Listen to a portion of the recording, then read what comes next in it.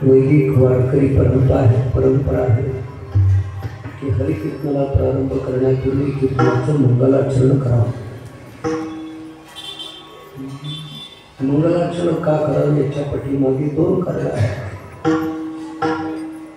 एक आहे कलियुगाच्या दृष्टीने माणसाच्या उद्धाराचे सर्वोत्तम साधन हे हरिकीर्तन आहे. असं असलं तरी कीर्तनाच्यासाठी फार मोठे प्रतिबंध असतात. पण कीर्तन हा एकट्याचा खेळ नाही आहे. अनेकांनी म्हणून कीर्तन करायचं असतं. त्याच्यामध्ये कोण कोण असतात त्याचा विचार ज्ञानोबाने सांगला की गाते श्रोते आणि पाहते चतुर्गेनो दुष्यिते सोहम भावी पूर्णज्ञाते या सकळा देवीलवणे. एवढ्या प्रकारची माणसं कीर्तनाला येत असतात. काही गाणारे असतात, काही श्रोते असतात, काही पाहणारे असतात. काय चाललंय काही चतुर लोक असतात. काही आपल्याला आणि विनोद काय ऐकायला नको का, काही विरोधी पण आहे, विरोध ऐकायला आले असतात. असे अनेक प्रकारची माणसं कीर्तनाला येत असतात आणि यावी अशाच प्रकारची संतांची सगळ्यांना विनवणी आहे. या सगळ्यांनी या रे असं म्हटलं. गंमत असे की एवढ्या अनेक प्रकारच्या अधिकाराची माणसं कीर्तनाला येतात तेव्हा साहजिकच त्यांच्या अंतर्गतातलं पाप आणि विक्षेप नावाची दोन दोषी कीर्तनाला प्रतिबंध असतात. विठाला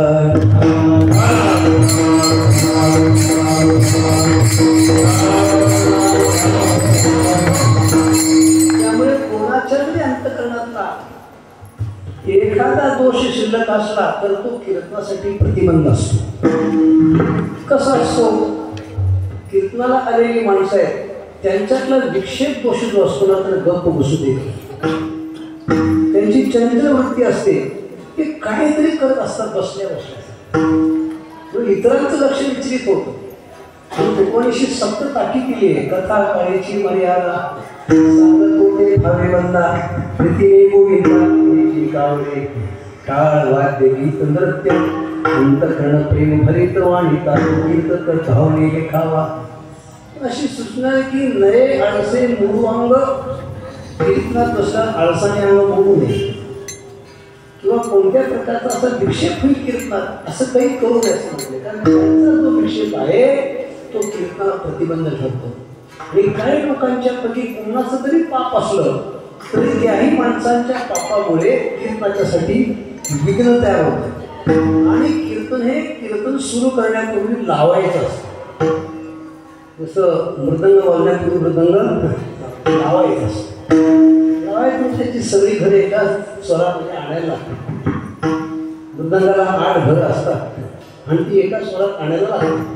तर कीर्तनाला अनेक घरं आलेली आहेत, त्या सगळ्यांनी एका स्वरात लावायचं मोठं कठीण आहे. म्हणजे सगळ्यांचं चित्त एकचित्त व्हावं लागतं तर कीर्तन लावलं जातं. चित्ताचे आसन तुका करतो कीर्तन एकट्या तुकोचं चित्त एकाग्र नव्हे, सगळ्यांचं एकचित्त झालं पाहिजे. आणि सगळ्यांचं एकचित्त होणं हे आपल्या वक्त्याच्या पण हातात नाही, श्रोत्याच्या पण हातात नाही. मग त्याच्यावर सर्वोत्तम उपाय आहे की सगळ्यांच्या चित्तावर ज्याचा अधिराज्य आहे त्या पुण्याला नमस्कार करत जावा विठाला.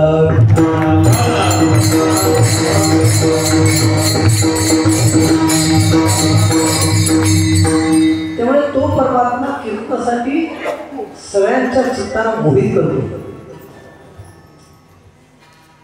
मने मोहिनी गोविंदे तुका म्हणे गरुड भजे. सगळ्यांच्या मनावर सगळ्यांच्या चित्तावरती तो नियंत्रण करू शकतो. म्हणून जर सुरुवातीला पंढरी राहायला नमस्कार केला तर आपलं कीर्तन लावण्याच्या प्रमाणात उपयोगाला पडतं. याचा अर्थ आहे शास्त्रीय भाषेमध्ये अनिष्टाची निवृत्ती निष्ठाची प्राप्ती मंगलाचे नंतर फल आहे. आणि म्हणून श्री पंढरीला नमस्कार करणं हा महत्त्वाचा भाग आहे. पुष्कळ कारण आहे, त्या सगळ्या कारणांचा विचार करायची गरज नाही. पण एवढं नक्की करणं आहे की कीर्तनाच्या सुरुवातीला मंगलाचरण असावं. ते स्वतः ज्ञानवासारख्या थोडं संतांनी मंगलाचरण केले म्हणजे इतरांची काय करत आहे. इथे मंगलाचरण म्हणजे श्री पंढरीला नमस्कार असं काय त्याला नमस्कार मंगलाचरण वस्तुनिर्देश आशीर्वाद रूप अशी 3 प्रकारचे असतात. अशा प्रकारे एक भगवान श्री पंढरीला नमस्कार केला तर त्याच्याने कीर्तनाचं वातावरण तयार होतं. सगळ्यांची एकाग्रता साध्य व्हायला मदत होत असते.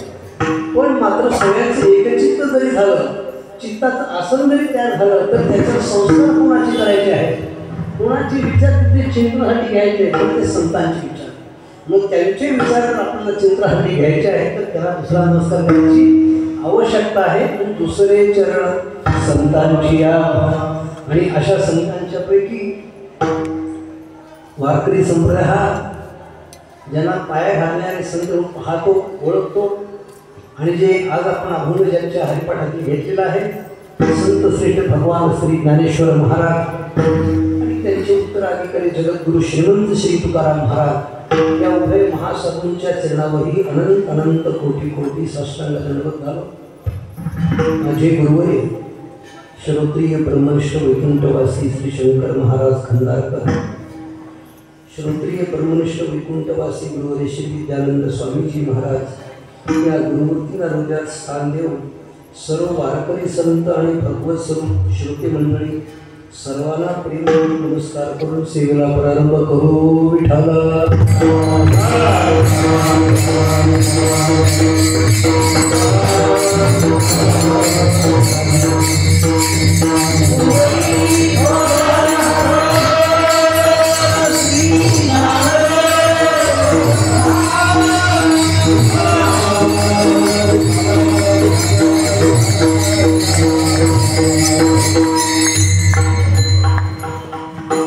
आज आपण हा सप्ताह मुळात नैमित्तिक कारणास्तव आयोजित केलेला आहे. कीर्तन असो अथवा नामसप्ताह असो, त्या कीर्तनाच्या दृष्टीने विचार केला तर दोन प्रकारचे कीर्तन वारकऱ्यांचे असतात. एक आहे नित्य कीर्तन असतं, ते वारकरी आहे रोज कीर्तन करतात. रोज एका जनार्दनी नित्य हरीचे कीर्तन म्हणणार आहे. दुसऱ्यांनी काही निमित्ताने करायचं कीर्तन. तसं या कीर्तनाचं किंवा सप्ताहाचं निमित्त कारण आपल्या भागातले एक निष्ठावंत वारकरी सिद्धरामप्पा तुरे त्यांचा 20वा पुण्यतिथीचा हा सप्ताह आहे. त्यानिमित्ताने हे कीर्तन आहे. आणि कीर्तनाच्या काही पद्धती आहेत. जरी आपण वारकरी कीर्तन जरी असलो तर कीर्तनाच्या बाबतीत काही पद्धती आहेत. काही कीर्तनकार आमचे पौराणिक पद्धतीची कीर्तन करतात. पुराणाच्या उत्तम अशा प्रकारच्या गोष्टी सांगतात, कथा सांगतात. इतिहास पौराणिकचा सेवेला हारस असं महाराज म्हणतात. पौराणिक काही लोकांना ते जमत नाही, ते लौकिक काहीतरी बोलत राहतात. काही लोक आहेत तशा वारकऱ्याच्या परंपरेमध्ये त्यांनी 6 शास्त्रांचा अभ्यास केला. ज्ञानमांचं म्हणणं आहे सरस्वतोमुळी साहित्यशास्त्र निवडी शास्त्रांचं चिंतन ज्यांनी केलेलं आहे त्यांची कीर्तन शास्त्रीय पद्धती असतात. काही लोक लौकिक कीर्तन करतात, काही पौराणिक करतात, काही शास्त्रीय करतात. त्याच्यापुढे आणखी काही कीर्तनकार असतात की ते तात्विक तत्त्वज्ञानाचं कीर्तन करतात. त्याच्या त्या अभ्यासाचा योग्यतेचा अधिकाराचा प्रश्न आहे. पण कोणत्या जरी पद्धतीचं कीर्तन असलं तर त्याच्यामध्ये साधारणतः कीर्तनकाराला अनुबंध साधता आला पाहिजे. ज्या कीर्तनकाराला अनुबंध साधता येत नाही, अनुबंध कळत नाही, समजा तो कीर्तनकारच नाही. अनुबंध म्हणजे काय आहे? जर साधा व्यवहार जरी असला तर त्याला अनुबंध पाळावा लागतो. हे तर कीर्तन आहे. एखादा मनुष्य हॉटेलमध्ये चहा प्यायला गेला, कोण जाणार? कोण अधिकारी आहे? एक तर असा प्रकार आहे की त्याच्याकडे पैसा असला पाहिजे आणि चहाचं व्यसन असलं पाहिजे. चहाचं व्यसन आहे पण जो पाहुण्याचं घर आहे तो पण हॉटेलला जाणार. तो पैसा आहे पण चहाचं व्यसन नाही, तो पण जाणार नाही. म्हणजे साधा एखाद्या हॉटेलमध्ये चहा प्यायला निघायला पुरुष आहे, कोण चहा पिण्याचा अधिकार आहे. अधिकार संबंध काय? नाही ते मालक गिरायक आहे हॉटेलचा आणि त्याच्यामध्ये विषय काय आहे? पैसे देणे चहा घेणं हा विषय आहे. आणि फल काय आहे की त्याचं व्यसन त्याची इच्छा आहे ती पूर्ण होणार आहे. एकदा चहा पिणाऱ्या माणसाला जर अनुबंध लागतो तर कीर्तन करणाऱ्याला लागत नाही का? विठ्ठल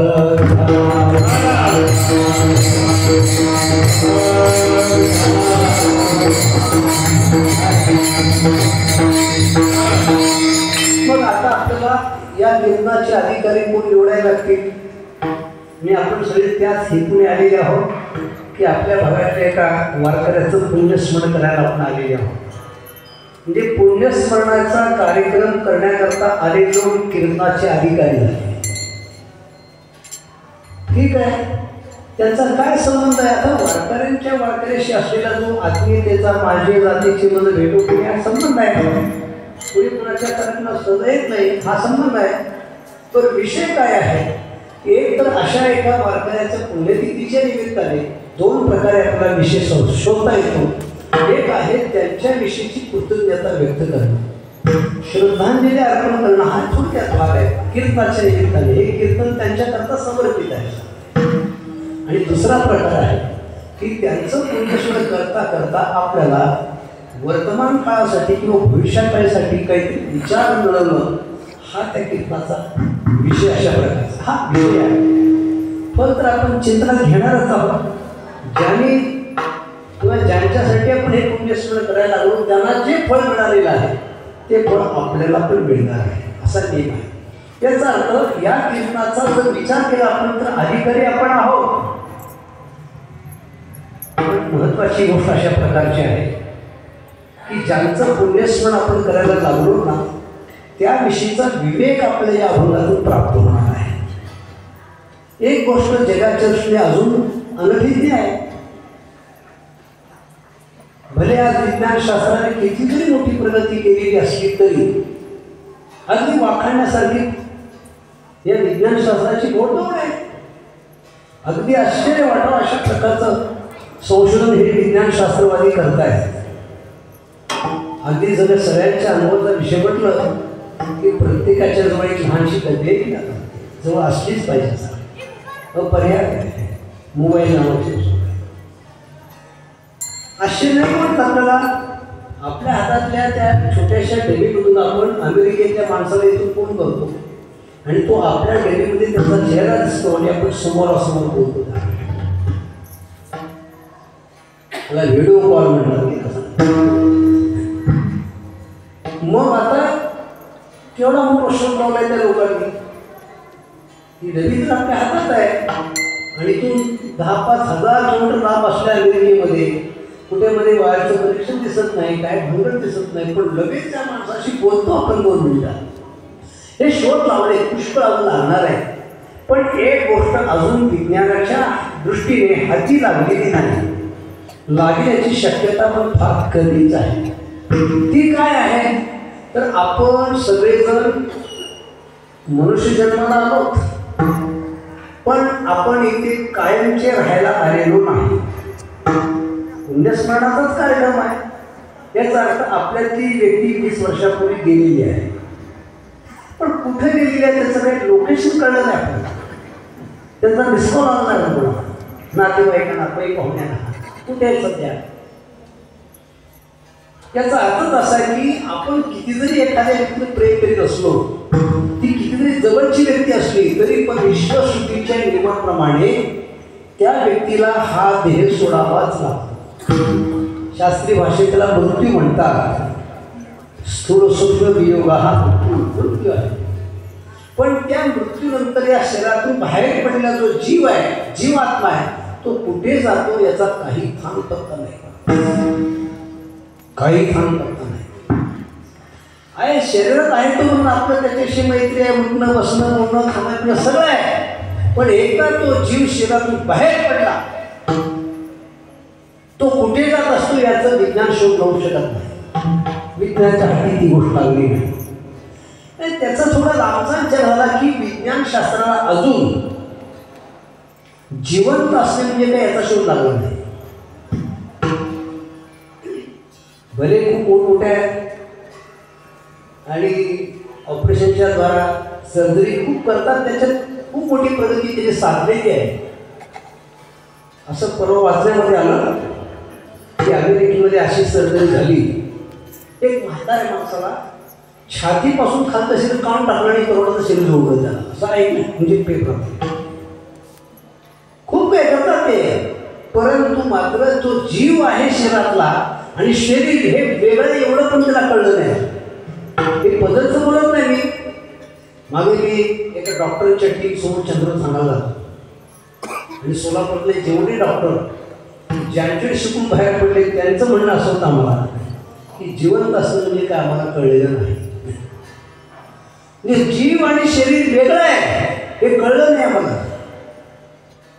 पण हे आमच्या साधुसंतांनी हजारो लाखो वर्षापूर्वी सांगितलेलं आहे की जीव या शरीरात येत असतो, काही काळ राहतो आणि त्याचं तिथं राहण्याचं परांत संपलं की निघून जात असतो. श्री तुकाराम म्हणतात की प्रथम गर्भी केला वास, दुःख भोगले न महिमास. तो गर्भामध्ये येतो जीव, आईच्या गर्भात हे शरीर तयार व्हायला लागलं असतं, तो जीव याच्यात येतो आणि तिथून पुढे काही काळ तो जीव या शरीरात राहतो आणि त्यानंतर मात्र एक दिवस त्याला हे शरीर सोडावंच लागतं. पण या शरीरातून म्हणजे शरीरात आलेला आणि शरीरातून बाहेर गेलेला जो जीव आहे, तो जीव आपण आहोत का शरीर आपण आहोत एवढं पण आपण कळलेलं नाही. शरीर आहोत का शरीरातला जीव आहोत हे दोन वेगळे आहेत एवढं तरी कळलं. मग हा जो जीव आहे तो ते आपलं स्वरूप आहे. मग आपण अधिक तर विचार शरीराचा करावा का जीवाचा करावा. आणि बहुतेक सर्व लोक शरीराचाच अधिक विचार करतात. म्हणजे शरीराला आरोग्य असावं, शरीराला आयुष्य असावं, शरीराचे कौतुक करावे, त्याला खाणं पिणं व्यवस्थित असावं, त्याचं रक्षण करावं, याच्यातून आपण आयुष्य गुंतलेले आहोत. पण याच्यातला जो जीव आहे त्याचं कल्याण कशात आहे याचा कधी विचार केला नाही. श्री म्हणतात ती उत्तमची गती तो एक पावे.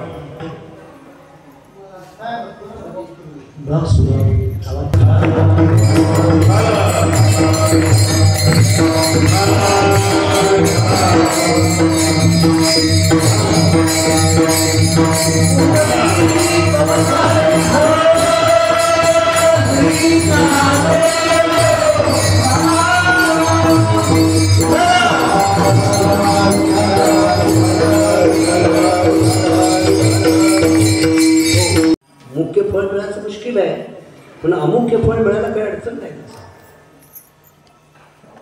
महाराजांचा एक अभंग आहे,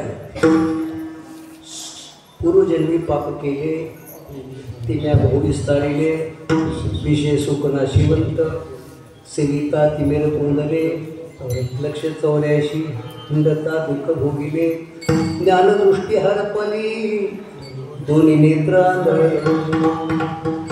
दोन्ही नेत्र आंधळे म्हटले याचा लक्षार्थ वेगळा आहे. वाच्यार्थाने आपल्याला 2 डोळे, पण लक्षार्थ विचार केला तर 2 डोळे कोणते, कोणती दृष्टी 2 प्रकारची आहे. एक आहे ब्रह्मदृष्टी, दुसरी आहे विवेक दृष्टी. या दोन्ही दृष्टी हरपले म्हणजे विवेकानेही आंधळा आहे आणि ब्रह्मानुभूतीने पण आंधळा आहे. अशा दोन्ही दृष्टीत गेलेला आंधळा आहे. किमान आपल्याला कीर्तनातून ब्रह्मदृष्टी नाही प्राप्त झाली तर विवेक दृष्टी तरी प्राप्त व्हावी.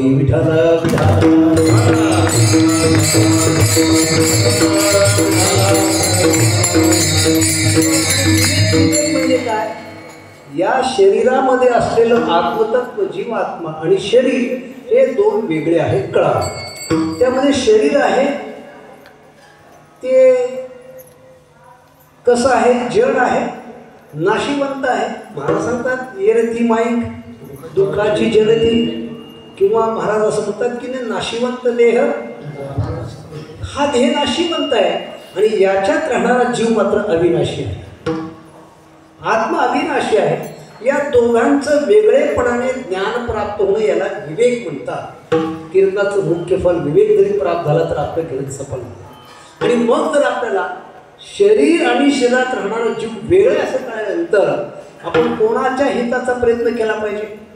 शरीराचं हित कधी होणारच नाही.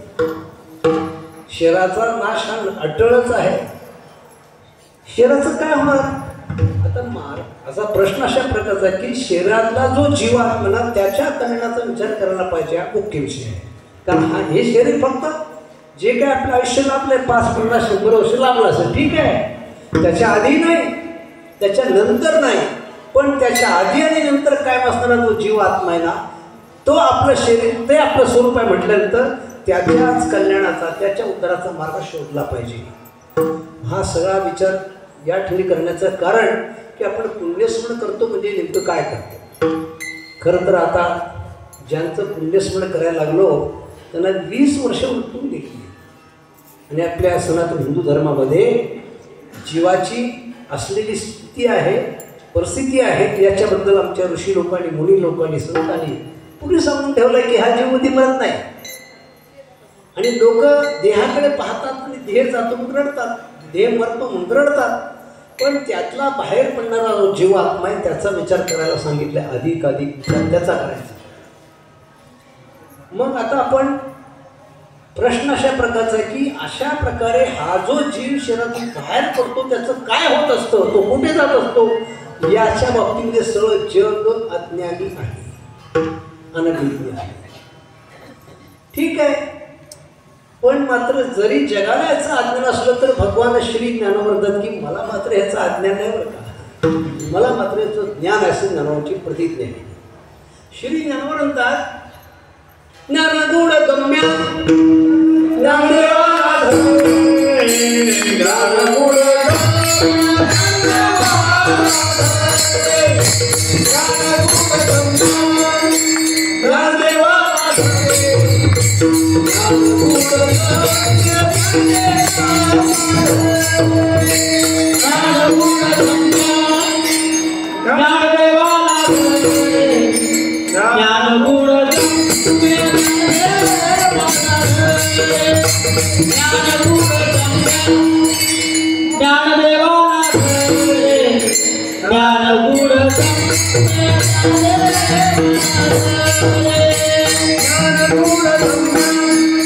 ज्ञानदेवाला झाले ज्ञानगुण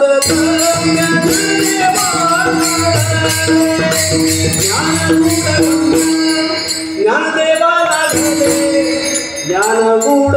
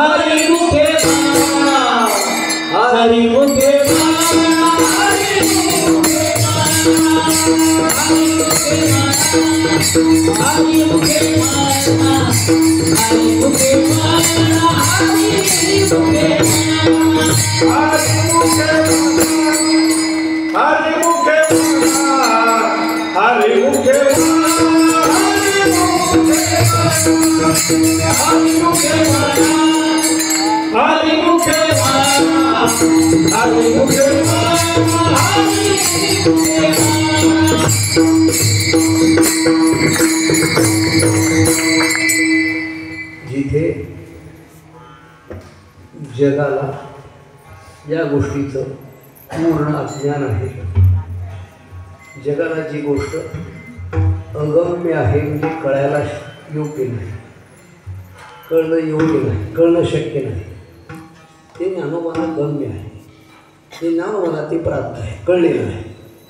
मौलींची प्रतिज्ञा आहे की ते मला प्राप्त आहे. ज्ञान गूढ ते गूढ असलेलं जे अगम्य असलेलं ज्ञानदेवाला प्राप्त आहे. कसं प्राप्त झालं? निवृत्तीने दिले माझे हाती सिंदूर निवृत्ती नातानी मला ते दिलेलं असं ज्ञानोबाने म्हणतात.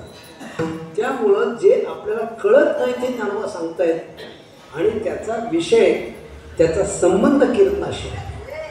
कारण आपल्यातून जी 20 वर्षापूर्वी निघून गेलेली व्यक्ती आहे त्याचा विचार आपला अभंगात ऐकायला मिळणार आहे. त्यांचं पुण्यस्मरण आपण करणार आहोत. पुण्यस्मरण अनेक प्रकारचं असतं.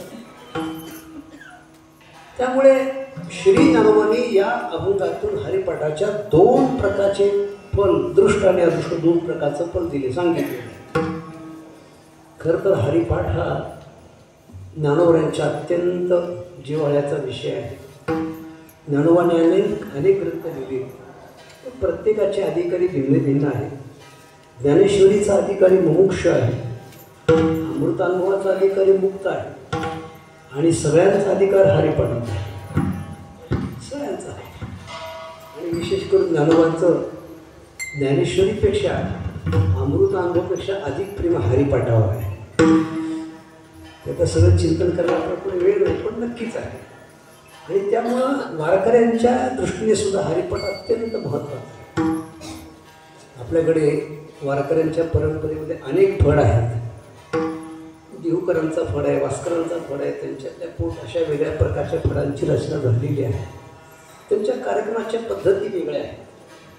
कुठे प्रवचनच करतात, कीर्तन करीतच नाही. कुठे कीर्तन करतात, प्रवचन करीत नाही.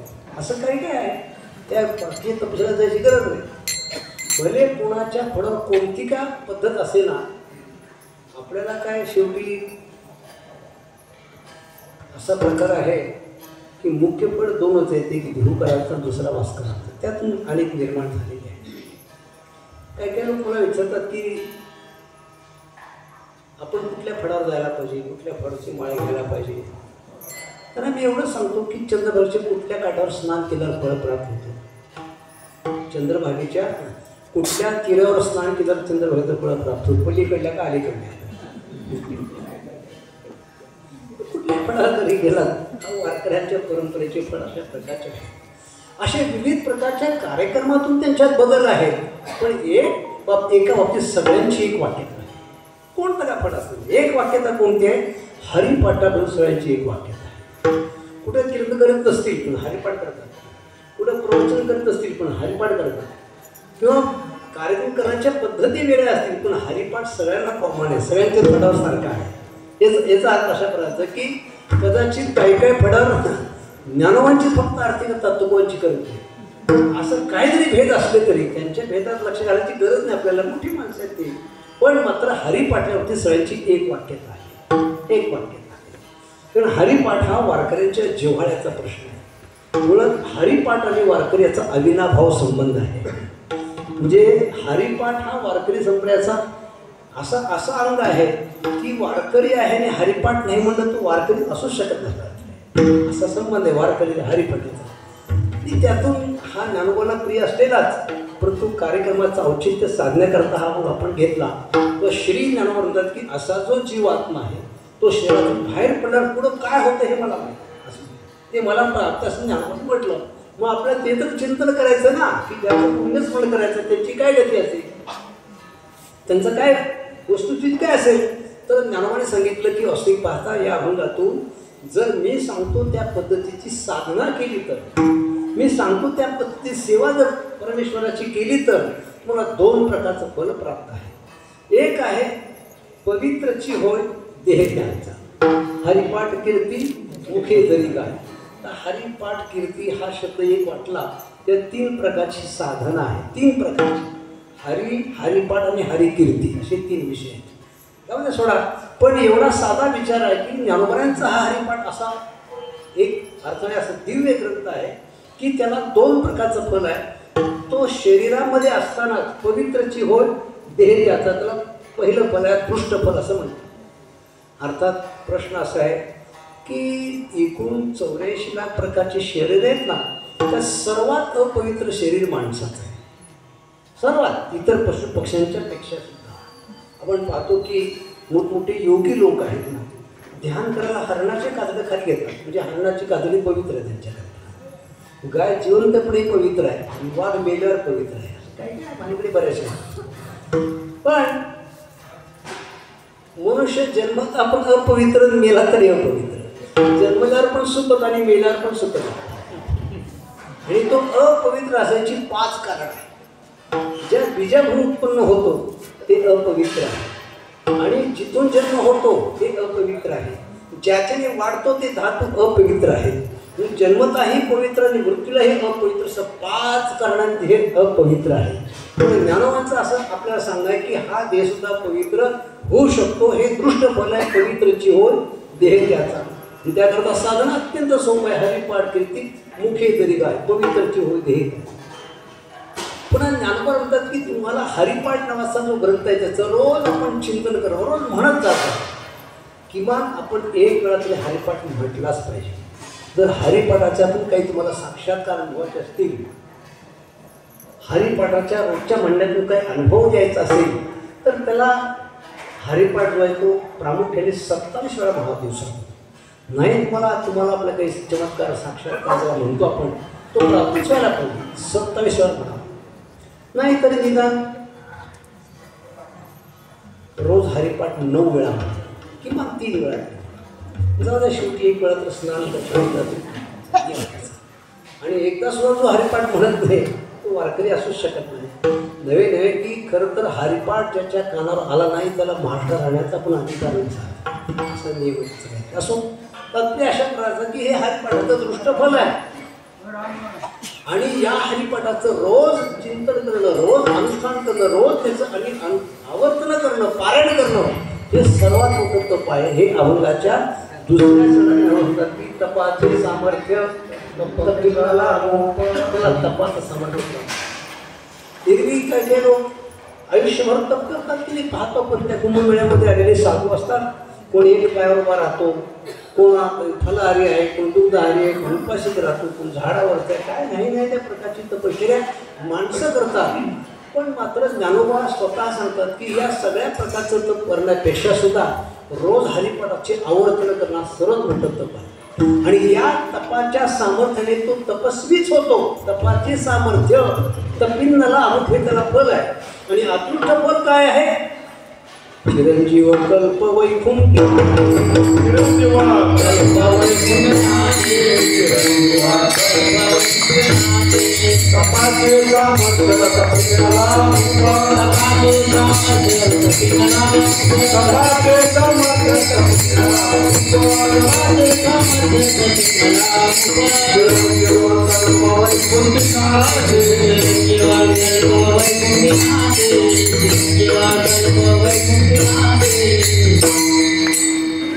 सुरुवातच आपण असा ज्ञानोबांचा या दृष्टीने असलेला विचार ऐकून घेतला. सांगितलं आपण की ही गोष्ट आपल्याला कळणं शक्य नाही, पण ज्ञानोबांना ते प्राप्त आहे. ज्ञानोबा हे जाणून नाही आणि म्हणून सांगतात आपल्याला की आपण जर हरिपाठाच्या सततच्या आवर्तनातून रोज हरिपाठ म्हणा, जितका वेळ चलेल हरिपाठातच गुंतून पडा. हरिपाठी स्थिरावले त्याची धन्य, असं हरिपाठात गुंतून राहावं सतत सतत सतत. एक फार मोठा तर आहेच आहे, पण श्री ज्ञानोबा म्हणतात की तो जीवात्मा जोपर्यंत देहामध्ये तो पण देह पवित्र होईल. हे सगळं सांगायचं कठीण आहे की एखाद्या माणसाचा देह पवित्र झाला आहे हे कसं ओळखायचं आपण? त्याला गीताला सांगतात की दर्शनाची प्रशस्ती पुण्यपुरुष आहात. त्याला पाहिलं की आपला आणि प्रशस्त वाटतं, अशा माणसाच्या संगतीत राहावंसं वाटतं पासून. त्याचं कारण आहे की त्याचा देह पवित्र झालेला आहे. किंवा अनेक लक्षण तुकोबाने केले की ज्याचा देह पवित्र आहे त्याचं आणखी स्वरूप कसं जाणता येईल आपल्याला की तयाच्या चिंतने तरतील जळतील राशी पातक आहे. असं ज्याचा देह पवित्र आहे, पवित्र तो देहवाणी पूजेवंत, त्यांच्या सहवासात राहणाऱ्याची पाप दूर होतात, त्यांच्या सहवासात राहणाऱ्याचे दोष नाहीसे होतात, त्याचाही उद्धार होतो. हे त्याच्या पावित्र्याचं लक्षण अशा प्रकारचं. हे दृष्टफल आहे, याच देहामध्ये अनुभव यायचं आपण, देह पडायच्या आत अनुभव येतं. आणि त्यानंतरचं तर गुणच आहे की त्याला चिरंजीव कल्प वैकुंठी नांदी असं ज्ञानोबा की तो मनुष्य देह सोडून जाणारा जो जीवात्मा आहे त्याला वैकुंठ लोकाची प्राप्ती होते असं ज्ञानोबा म्हणतात. आता आपल्याला आपण भारतीय असल्यामुळे त्यातल्या त्या संतांच्या विचाराने चालू असल्यामुळे वैकुंठ म्हणजे काय थोडासा त्याचा परिचय आपल्याला आहे. आपण हे जाणून आहोत की या सगळ्या ब्रह्मांडावर ज्यांचं राज्य आहे, अधिराज्य आहे, सत्ता आहे, असा वैकुंठ नावाचा लोक आहे. थोडं अलीकडल्या भाषेत सांगायचं म्हटलं तर कल्पना करूया आपण की आमच्या श्रीहरिकोटा नावाचं एक संशोधन केंद्र आहे विज्ञानवाद्यांचं. पुष्कळ तिथे संशोधक बसलेले असतात, त्यांच्या टेबल समोर असे कम्प्युटर असतात आणि ते काम करतात. काय करतात? तिथूनच तरी असा एखादा उपग्रहावरती सोडलेला असतो, चंद्रावरती, मंगळावरती. पण तो चंद्रावर सोडलेला उपग्रह आहे ना, त्याला इथून बसून ते काम करतात. त्याची ॲक्टिव्हिटी म्हणजे त्याचे कॅमेरे चालू करणं, त्याला चालवायला लावणं, ते इथून बसून करतात.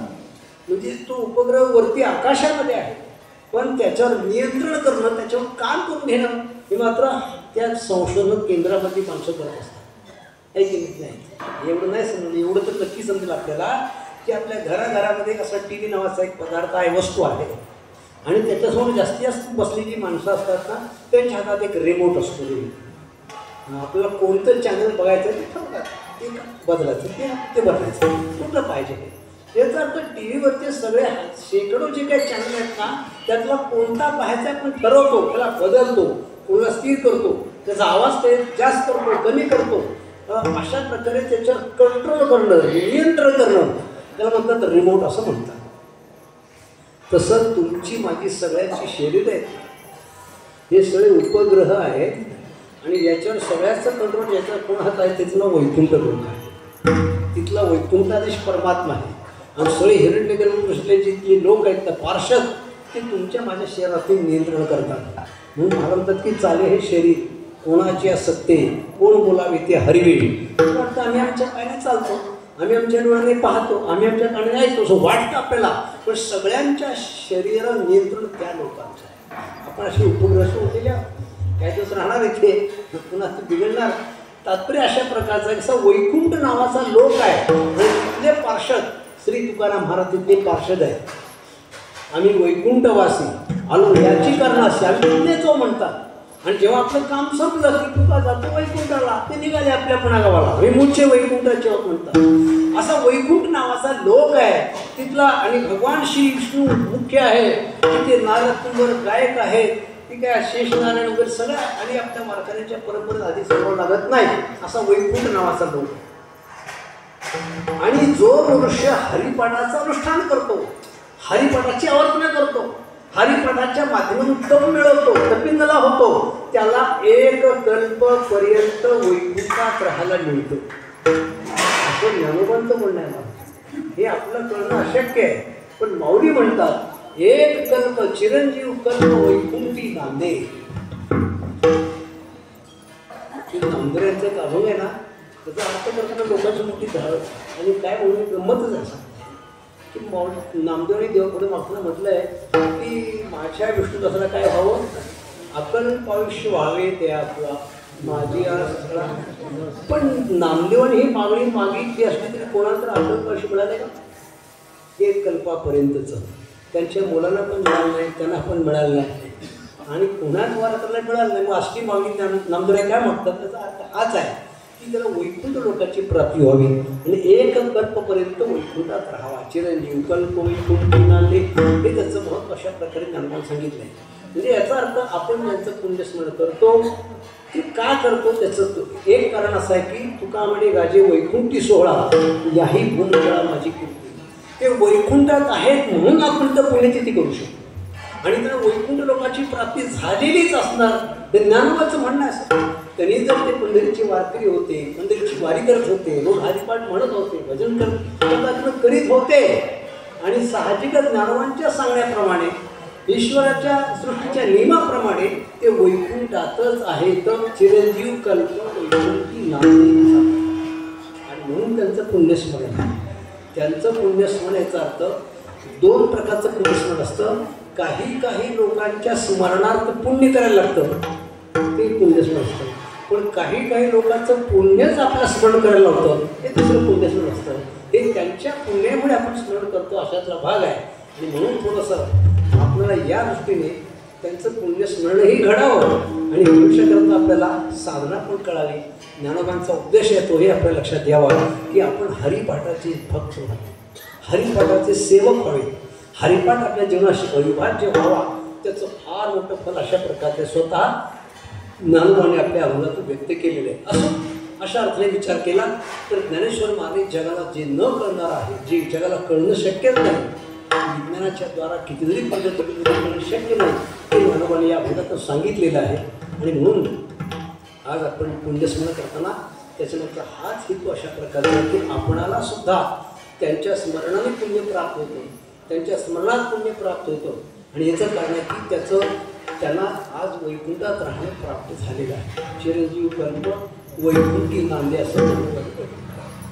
मग आपल्याला त्यांना श्रद्धांजली वाढणं, त्यांना नमस्कार करणं, त्यांच्याशी सद्भावना व्यक्त करणं या गोष्टी त्यामुळेच घडलेल्या आहेत. तर ज्ञानोबांच्या सांगण्याप्रमाणे त्यांनी की गती प्राप्त केलेली आहे, ती अवस्था त्यांना प्राप्त झालेली आहे.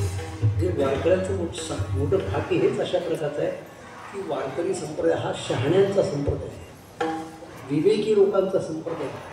रक्षण करायला आपल्याला वेळ नाही, पण तो संप्रदाय चालतो वेगळा, संप्रदायाचं लक्षण वेगळं आणि संप्रदायात चालण्याचा प्रकार वेगळा. संप्रदाय असणारे 4 कारणं असतात आणि संप्रदायात चालण्याकरता 5 कारणं असतात. तो चालू आहे आणि तो कसा आहे, चला कल्पतरूची आरव, मागच्या पिढीहून पुढच्या पिढीपर्यंत हा संप्रदाय घेऊन जाणारी जी माणसं आहेत ना, त्याला कल्पतरू असं म्हणतात. असं अशा प्रकारे विचार केला तर श्री ज्ञानोबांनी एक असं गूढ प्रेम आपल्याला सांगितलं की आपण हरिपाठाचे भक्त व्हा, हरिपाठाचे सेवक व्हा, तर आपल्या या प्रकारचं फला प्राप्त होईल. आणि त्यातल्या त्यात विशेष करून ज्ञानोबा ज्ञानेश्वर महाराज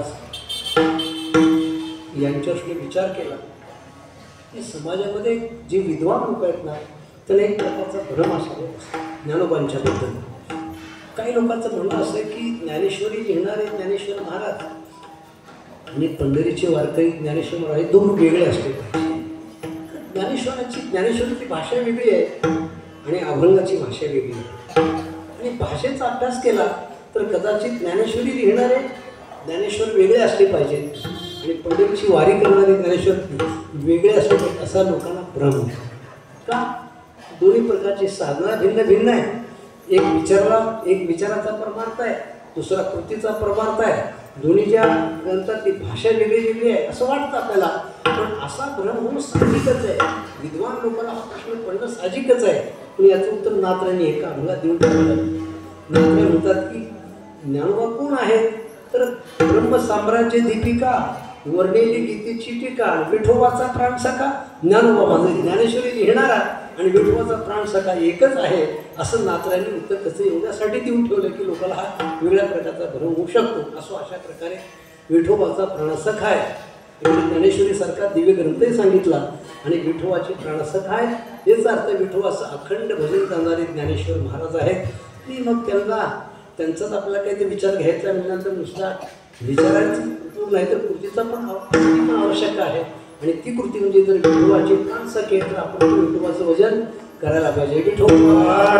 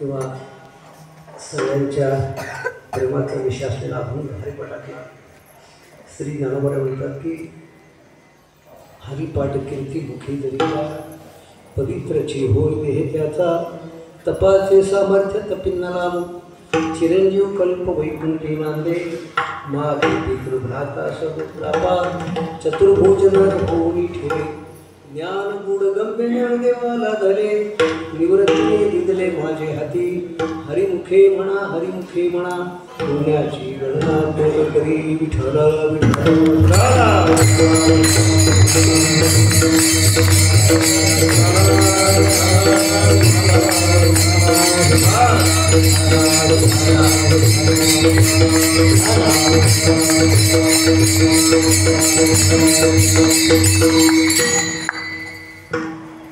ज्ञानोबांनी याच्यात दृष्ट आणि अदृष्ट दोन प्रकारचं फल सांगितलेलं आहे. दृष्ट फल आहे शरीर आहे तोपर्यंत आपल्याला आपलं शरीर पवित्र झाल्याचा अनुभव येईल.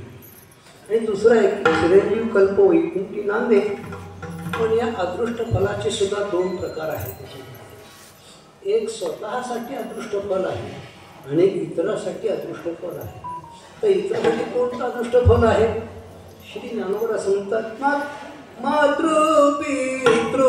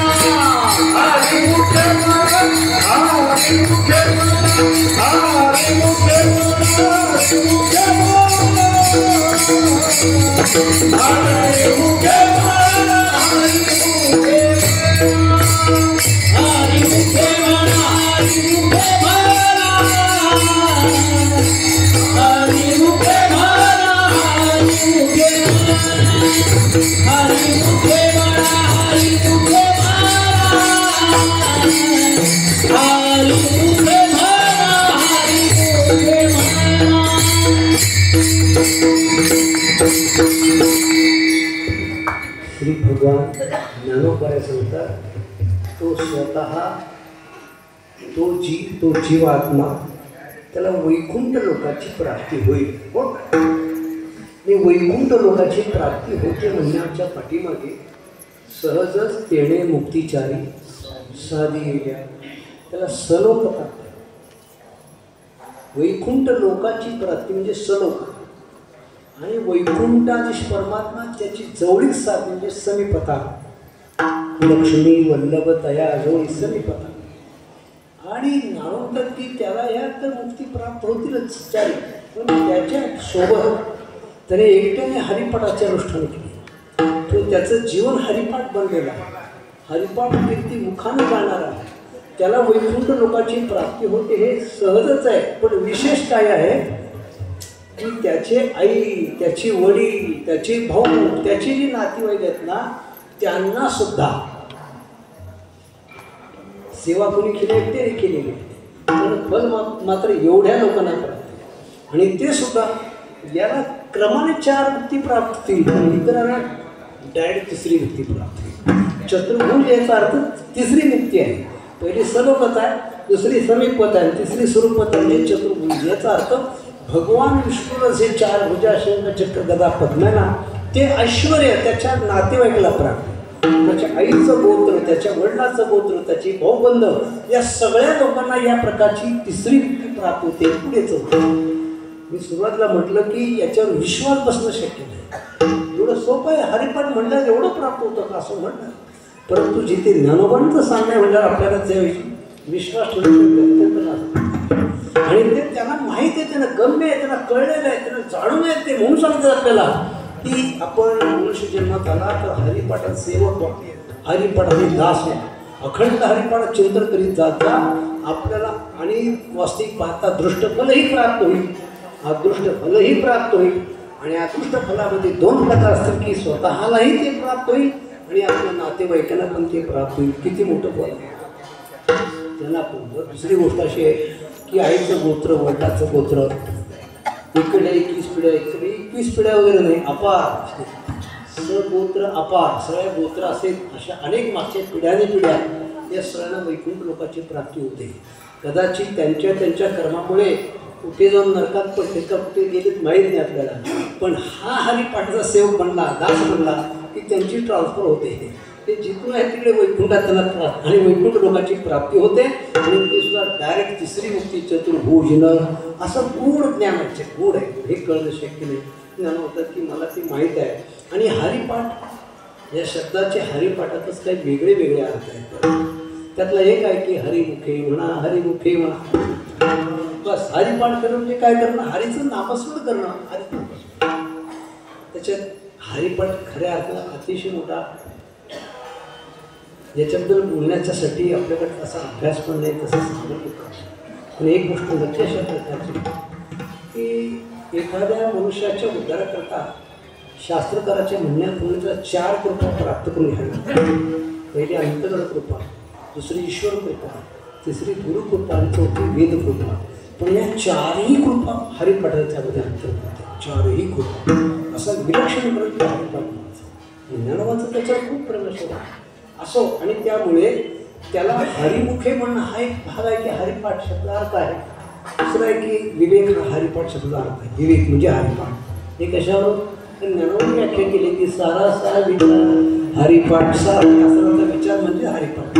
असे हरिपाठ शब्द अनेक अर्थ आहेत, पण त्यापैकी नेमका सर्वात सोपा असलेला, सर्वात शक्य असलेला देवाचं नामस्मरण, हरीचं पुन्हा पुन्हा नामस्मरण करणं, अशा प्रकारचा त्याचा अर्थ आहे. आणि म्हणून माऊली म्हणतात की या सगळ्या प्रकारचं फल निश्चित प्राप्त होईल. त्याकरता हरिमुखे म्हणा, हरिमुखे म्हणा.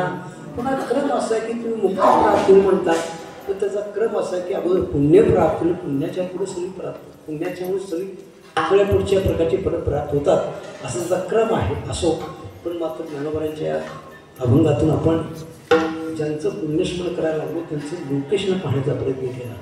कारण ते आज 20 वर्षापूर्वी कधी आतून गेले असतील आपल्या, पण ते वारकरी होते.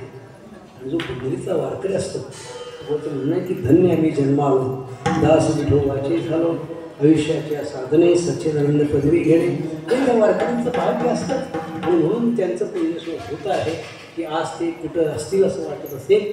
तर ज्ञानोबांच्या सांगण्याप्रमाणे तसं देवाने विचारलं, अर्जुनाला विचारलं का, देवाने म्हटलं असं की अर्जुन जर मला पाहायचं असेल तर कुठं पहा, तरी देहा काशी पांडवा मी हारपून दिवसावा, जेत नाम गोष्टवा करती माझा. जर तुम्हाला शंका देव कुठे मिळेल, देव कुठे मिळेल, जिथं माझं नामचिंतन चालू ते मी आहेच म्हणतात. तसं हे लोक कुठे गेले म्हणतात, वैकुंठात नक्की गेले का, त्यांनी आयुष्यभर परमार्थ केलं, पंढरीची वारी केली, ज्ञानेश्वरीचा अभ्यास केला आहे, किंवा असं वारकरी जीवन जगलेत ना, त्याला त्या लोकांची प्राप्ती होत असते. अशा अर्थाने त्यांना ती गती प्राप्त झालेली आहे आणि त्यांचं स्मरण करण्यामध्ये पुण्य प्राप्त होतं, म्हणून आपण पुण्यस्मरण करतो आहोत. अशा प्रकारे श्री ज्ञानवांच्या अभंगाचा द्वारा त्यांचं पुण्यस्मरण साजरं करण्याचा एका शक्तीने प्रयत्न केला. पण जे जगाला कळणं शक्यच नाही, कळलं तरी त्याचा विश्वास बसणं पण मोठं कठीण आहे. असा विचार, असा विवेक ज्ञानोबाने आपल्याला हरिपाठातून सांगितला. त्यामुळे थोडंफार आपल्या काळाला संधी तर प्राप्त झाली. त्यांच्या उपकारातून उत्तीर्ण होणं तर शक्यच नाही, पण निदान त्यांचं भजन तरी करावं. ज्ञानेश्वर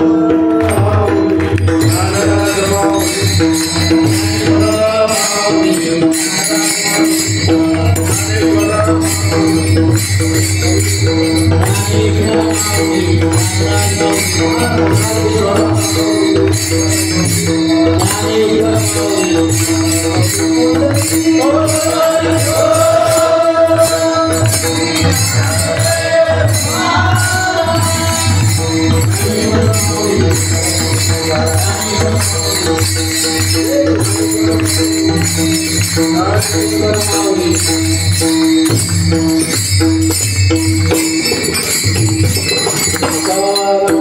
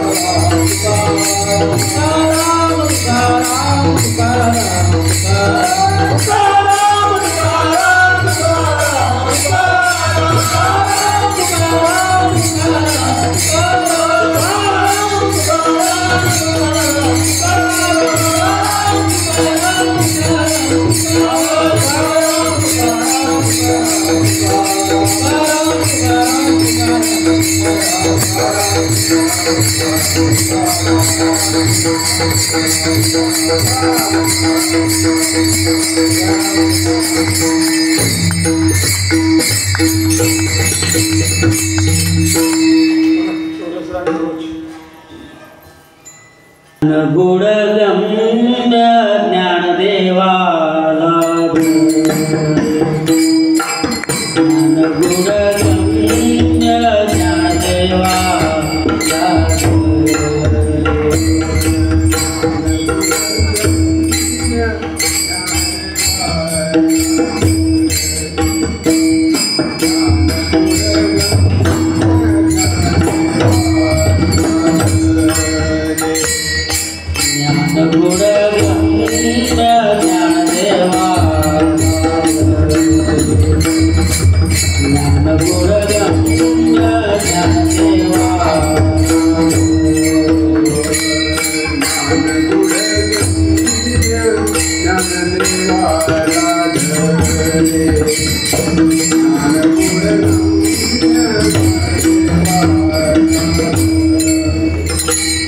निवृत्तीने निधरले माझे हाती निवृत्तीने निधरले माझे हाती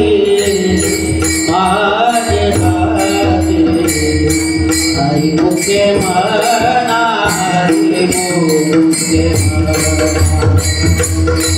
मुखे मना हरी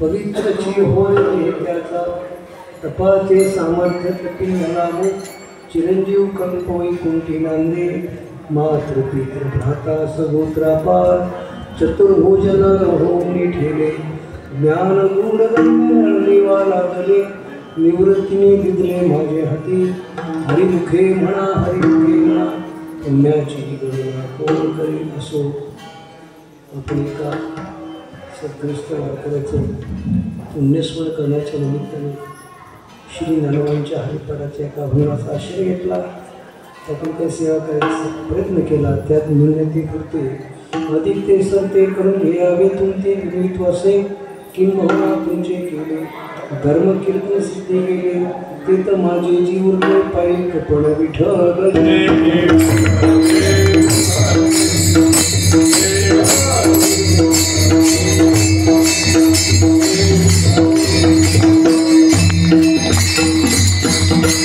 आज या ठिकाणी हरिभक्तपरायण आमचे गुरुवर्य एक सोलापूरचं वैभव असणारं हरिभक्तपरायण लक्ष्मण महाराज चव्हाण यांनी अतिशय सुसराव्या अशा वाणीतून या ठिकाणी असे वचन केलं.